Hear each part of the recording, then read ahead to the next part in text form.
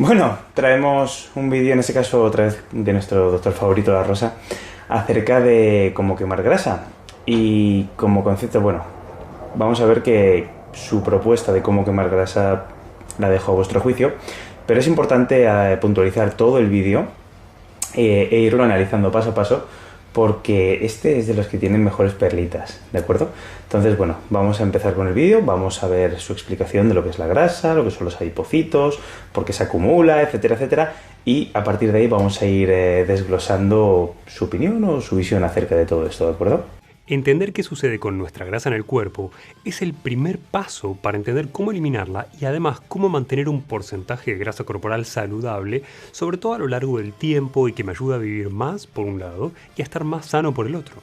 Y existe un error conceptual que escuché una y otra vez y que dice lo siguiente: si tuviste sobrepeso en algún momento de tu vida y lograste bajar esos kilos de más, o lograste bajar esa grasa que tenías acumulada, las células que guardaban esa grasa en forma de ácidos grasos, en forma de colesterol, etc., no desaparecen nunca. Solamente al vaciarse de grasa disminuyen de tamaño. Bueno, en primer lugar, de decir que lo que él ha oído muchas veces y cree que es incorrecto esta aseveración de que los adipocitos no desaparecen, sino que disminuyen de tamaño, es cierto. Los adipocitos son células de acúmulo graso, son células muy grandes, o no, depende de cómo estén cargadas de grasa, que en su citoplasma guardan la grasa en forma de micelas y en función de las señales paracrinas y exocrinas que reciben la orden de acumular grasa o de liberarla. Esto es así. Cada persona tiene una distinta distribución de los adipocitos que está determinada tanto por su genética como por las hormonas. Ya sabemos que hay una distribución de la grasa ginoide y una androide, una de hombres y una de mujeres. También según la genética, pues también todos sabemos que si las familias, pues por ejemplo de mujeres entre comillas culonas, pues son madre culona, abuela culona, hija culona, hasta que sale al padre y tiene otra distribución. Pues yo qué sé, la que tiene las tetas gordas tiene las tetas gordas y la que no, y esto va así. Quien tiene tendencia a acumular la grasa en el abdomen la tiene ahí, otras cartucheras, cada uno en un lugar. Viene determinado por varios factores, pero uno de los más importantes es la genética, efectivamente. Con lo cual ya vemos que esta primera afirmación pues no es falsa, es real. Las células adiposas no tienden a morir, más allá de un recambio celular normal, sino que disminuyen de tamaño cuando adelgazamos. Esto es así, doctor La Rosa y seguidores. Seguimos. Esta frase o este concepto implica varias cosas. En primer lugar, implica que si vos ya tuviste sobrepeso en algún momento de tu vida y lograste compensarlo, lograste bajar, lograste tener un peso sano, va a ser mucho más fácil para vos ganar ese peso nuevamente que para una persona que nunca tuvo exceso de peso. No, ese es el problema. Esos son muchos de los falsos silogismos que hacen las pseudociencias y los pseudogurús. Te dicen que algo es falso porque ellos lo dicen no. Para empezar, no es falso lo de los adipocitos. Es cierto que son células que no mueren por adelgazar, sino que disminuyen de tamaño, y que estén ahí no implica que tú tengas más facilidad para coger peso después. Es decir, los adipocitos pueden aumentar de tamaño hasta doblar, triplicar, quintuplicar, 20, 30, 100 veces más grandes pueden hacerse. Te da igual si vas a repartir un kilo de grasa, repartirlo entre 10.000 células que entre 1.000 que van a crecer lo mismo. O sea, esto es un primer falso silogismo. Te da igual cuántos adipocitos tener, que si vas a acumular grasa, eso depende de la ingesta calórica y no de la cantidad de células que tienes. Primer fallo. Y en segundo lugar, implica que si estas células no son eliminadas y quedan siempre almacenadas en el mismo lugar donde yo tenía grasa antes, cuando yo coma mal y coma hidratos de carbono y coma helado y coma panificados, etc., la grasa que forme va a tender a depositarse en el mismo lugar donde yo tenía acumulación de grasa antes. Esto no hace falta que os lo desmonte, esto lo sabéis vosotros. ¿Tendéis a engordar cuando engordáis con el mismo patrón de siempre? Si sois de echar culo, tendéis a echar culo lo primero. Si sois de echar tetas, tendéis a echar tetas. Si sois de que se os acumule en la cintura, si os acumule en la cintura, en los brazos, no hace falta que os lo diga yo. No hace falta que yo diga nada, lo sabéis por experiencia. ¿Tiende la grasa a acumularse en vuestros cuerpos en los mismos sitios? ¿Sabéis la respuesta? No está descubriéndoos nada y sabéis que esto no es verdad. Pero si te digo que esto es un error conceptual es porque no es necesario que estas células adiposas o células de grasa sobrevivan. De hecho, estas dos cosas que asociamos normalmente a este concepto y te acabo de mencionar, en realidad dependen de tus hormonas. Tu depósito de grasa en lugares específicos del cuerpo va a depender de qué hormona tenés desbalanceada, por ejemplo los estrógenos en muslo o la insulina en abdomen, etc. Esto es un despropósito y es una vez más mezclar realidad con pseudociencia. ¿Depende la distribución de tu grasa corporal de tus hormonas? Sí. Por eso un hombre, por ejemplo, que decide hacer la transición, decide cambiar de sexo y se hormona, es decir, hace una castración química entre comillas y empieza a tener más acumulación de estrógenos, empieza a desarrollar una distribución de la grasa ginoide y viceversa. Esto se puede ver más en el caso de cambios de sexo, que es muy evidente el cambio de distribución corporal que hay.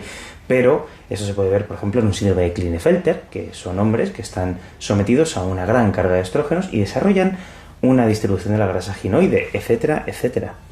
Sí, la grasa tiene una distribución en función de las hormonas, pero no porque estén desbalanceadas, no, sino porque seamos hombres o seamos mujeres.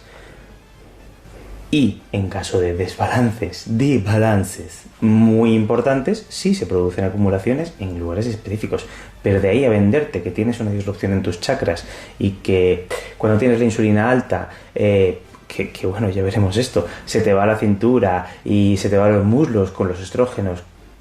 No, ¿vale? No es tan sencillo ni tan infantil, aunque en la mente de esta persona sí, ¿de acuerdo? Y obviamente voy a tener mayor o menor tendencia a acumular grasa nuevamente si yo tengo un mal metabolismo. Un metabolismo más lento me va a llevar a acumular mayor cantidad de grasa. Esto es cierto, un metabolismo más lento va a hacer que consumas menos calorías, con lo cual esto al final es una ecuación sencilla. Ingesta, quema y gasto. Si ingieres más de lo que gastas, hay acumulación. Si gastas más de lo que ingieres, hay depleción del depósito de grasas y adelgazamiento. Esto no es descubrir el fuego y esto es cierto. ¿Un metabolismo más lento igual a mayor acúmulo de grasa? Sí, claro. Pero el punto es que si modificas una sola cosa, puedes hacer que estas células que acumulan grasa sean eliminadas. No puedes hacer que las células grasas sean eliminadas. Puedes vaciarlas no comiendo tanto o adelgazando o haciendo ejercicio. Hay una manera de eliminar células grasa, mejor dicho, adipocitos en lugares específicos. Se llama liposucción y lipoescultura, que literalmente lo que hacen es coger una varilla metálica, romper esos adipocitos y aspirarlos. Esto lo sabemos cuando la gente se gasta un dinero en quitarse ese acúmulo de grasa específico porque se le acumula en un punto. Pues hombre, no existiría sino un prolijo, no existiría este negocio y tan amplio de la liposucción y lipoescultura y la gente no se dejaría tanta pasta, sobre todo por la latitud de este señor.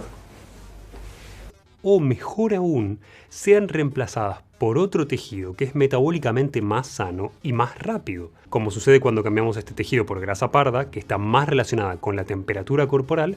Claro, sí, yo mañana llamo a mi metabolismo y digo, oye metabolismo, quiero cambiar mi grasa blanca por grasa parda. Cuando lo decido, como él dice, cuando decidimos cambiar el metabolismo por grasa parda, cuando decidimos cambiar nuestra grasa. Obviamente sí, la grasa parda es la grasa relacionada con la generación de calor, está más pues en las axilas, está en las zonas más cerca de los órganos nobles y se desarrolla, o mejor dicho, crece más en gente deportista, etcétera. Pero tú no eliges tener grasa parda o grasa blanca, a ti no te dan un catálogo ni puedes tomar esa decisión. Este señor tiene ahí sus castillos en el aire, pero bueno. O incluso, aunque es mucho más difícil de lograr, por células madre. Y tienes que subir muchos más niveles, tienes que tener ahí un nivel 90 de cambio de metabolismo, tienes que tener las maestrías ahí como los juegos de rol y dices, no, por células madre. No sé qué haces, que no estás cambiando tu grasa blanca por grasa parda, o no sé qué haces tú, pardillo, estos que le faltan piernas o que no pueden caminar, que hacen que no lo cambian por células madre y le dicen a su cuerpo, que voy a cambiar grasa por células madre. Me pregunto qué coño hay en la cabeza de este señor. Pues es espectacular. Y el factor que tenés que modificar para que todo esto pueda suceder tiene que ver con tu dieta, pero no se trata de comer menos hidratos de carbono, o de comer menos grasas saturadas o algo parecido. Se trata específicamente de inflamación. La inflamación.